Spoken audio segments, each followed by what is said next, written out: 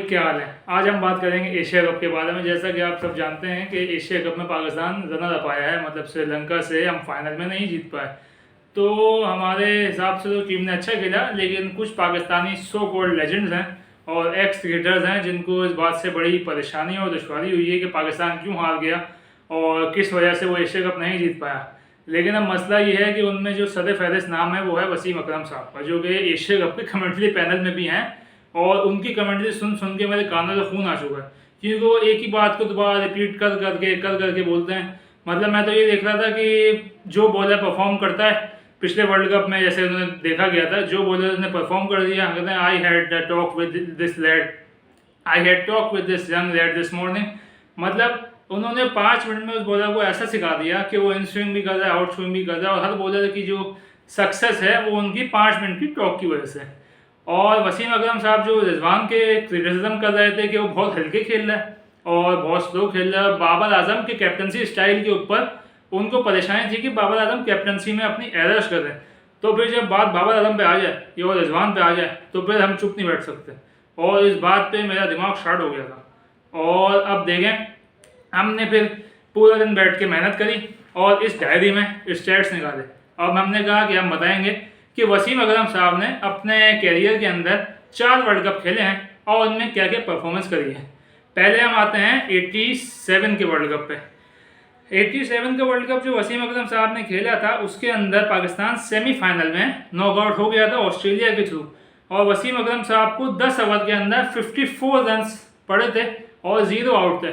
54 run तो आज के हिसाब से भी ओडीआई में काफ़ी ज़्यादा हैं, और उस वक्त के हिसाब से तो फिर आप सोच लें कि आज के ऑलमोस्ट 80 रन बनते हैं तकरीबन। देखा जाए तो उन्होंने उस वक्त हसन अली जैसी परफॉर्मेंस दी थी। इसके बाद आता 92 का वर्ल्ड कप। 92 के वर्ल्ड कप में उन्होंने बॉलिंग तो मुनासिब करी थी, 3 आउट किए थे, थोड़ी सी बैटिंग भी करी थी, लेकिन वो था इमरान खान के अंडर। तो उसमें आधे से ज़्यादा जो क्रेडिट था वो इमरान खान और जावेद मियांदाद उनकी बॉलिंग का था और बैटिंग का था, और मुश्ताक अहमद जिन्होंने इनसे अच्छी इकोनॉमी पे 4 आउट किए थे। तो मतलब इनका बेस्ट परफॉर्मेंस नहीं था, लेकिन इनको मैन ऑफ द मैच दे दिया गया। फिर इसके बाद ये दूसरा वर्ल्ड कप पाकिस्तान जीत गया, थोड़ा बेहतर खेला। अब आती है बात 96 के वर्ल्ड कप की, जो कि बहुत ज़्यादा कंट्रोवर्शियल था। 96 के वर्ल्ड कप के अंदर इंडिया से पाकिस्तान का था क्वार्टर फाइनल, और वसीम अकरम साहब के बोला कि मेरे इंजरी हो गई है, और वो सेमीफाइनल से कुछ टाइम पहले सेमीफाइनल से बाहर हो गए। मतलब आप सोचें कि आपकी टीम का captain, so called best player, semifinal से कुछ टाइम पहले आपको बोले कि मेरी इंजरी हो गई है भाई, मैं नहीं खेल सकता, और पाकिस्तान बड़ी बुरी तरीके से फिर इंडिया से हार के बाहर हुआ।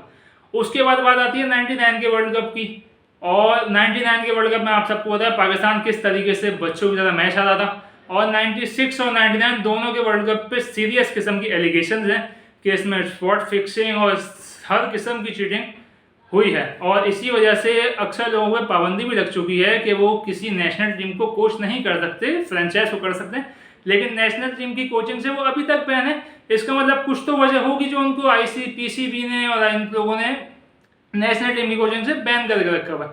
अच्छा, ये 2 वर्ल्ड कप हो, ये 3 वर्ल्ड कप हो गए जो उनके अंडर खेले। अब आती है बात 2003 के वर्ल्ड कप की।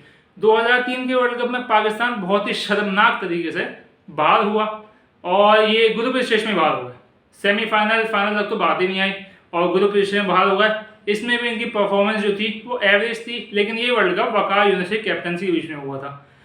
लेकिन इसमें हमें सीखने को ये मिलता है कि इनका मसला बाबर आजम और रिजवान की परफॉर्मेंस नहीं है, इनका मसला ये है कि इनको जो इज्जत मिल रही है वो हमें नहीं मिली कभी। क्योंकि बाबर आजम और रिजवान को जितनी इज्जत मिली है, जिस तरीके से इंडिया को बार बार उन्होंने हराया है और हर जगह नॉकआउट किया है, वो इनके ज़माने में कभी नहीं हो पाया, क्योंकि ये अपने मुल्क से सीरियस कभी थे ही नहीं, उन्होंने कभी अपने मुल्क के लिए खेला ही नहीं। बाबर आजम और रिजवान के ऊपर आप देखें, पाकिस्तान इन दोनों की जब से डुओ बना है, पाकिस्तान 3 मैच इंडिया से खेल चुका है और 2 में हमने इंडिया को शिकस्त दी है, और 2021 के वर्ल्ड कप में तो ऐसी शिकस्त दी है जो कि इबरतनाक शिकस्त है, और इंडिया याद करेगा जब भी कोई किसी इबरतनाक डिफीट की बात होगी दुनिया में, तो सबसे ऊपर 152 फॉर 0 विकेट्स आएगा। तो इस हिसाब से देखा जाए तो इनको मसला ये है कि इनको इतनी इज्जत क्यों मिली है जो कि कभी हमें नहीं मिली।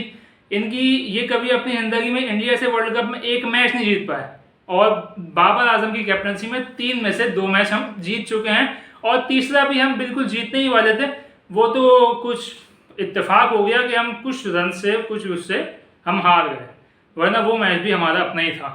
बाकी इनको चाहिए कि जो सीनियर प्लेयर्स हैं ये जब रिजवान और बाबर आजम पे क्रिटिसाइज करें तो ये अपने गिरबान में झांकें और देखें इन्होंने खुद क्या किया है। इन्होंने रिजवान के स्ट्राइक रेट पे क्रिटिसाइज किया।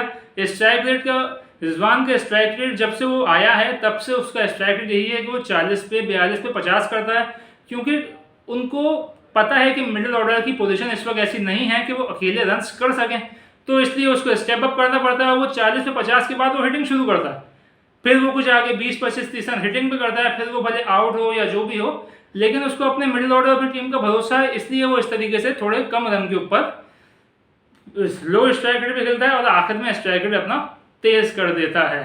तो इनको मसला सिर्फ यही है कि वो उनको इज्जत क्यों मिल रही है जो कि हमें कभी नहीं मिली। और देखा जाए तो उनका रवैया आप देखें पाकिस्तानी प्लेयर्स के साथ बिल्कुल ख़राब रवैया, और जैसे ही उनके साथ कोहली आते हैं तो बिल्कुल वो उनके भाइयों की तरह हो जाते हैं, कोहली के, रोहित शर्मा के, इनके पीछे पीछे भागते हैं कॉन्ट्रैक्ट्स और स्पॉन्सरशिप्स की लालच में। इनको अपनी टीम से कोई ज़्यादा नहीं है, इनको सिर्फ कॉन्ट्रैक्ट्स और स्पॉन्सरशिप की लालच है। तो अब देखें आप, अब जो बंदा बाबर आजम और रिजवान पे क्रिटिसाइज करा किसी भी किस्म का, तो हमने उसके लिए डायरी तैयार करी है। इस डायरी में हम जो भी पाकिस्तान का एक्स क्रिकेटर कुछ इनको बोलेगा या जो अभी इस किस्म अभी हमारी टीम चल रही है इसके खिलाफ कोई भी किस्म के फजूल कमेंट्स देगा, उसका बाद कच्चा चिट्टा हम इसी किस्म की वीडियोज़ में सामने लाएंगे और आपको बताएंगे कि उसने खुद क्या किया जब वो पाकिस्तान की टीम में था और उस पर किस किस किस्म के इल्ज़ाम रह चुके हैं और वो किन किन चीज़ों की वजह से बाहर हो चुका है। चलो भाई, बहुत हमने बोल दिया आज। अब अगर आप इस बात से सहमत हैं कि जो हो रहा है इन्होंने गलत किया और इनको इनकी माफ़ी मांगनी चाहिए, तो इस वीडियो को शेयर करें और आगे बढ़ाएं। Thank you.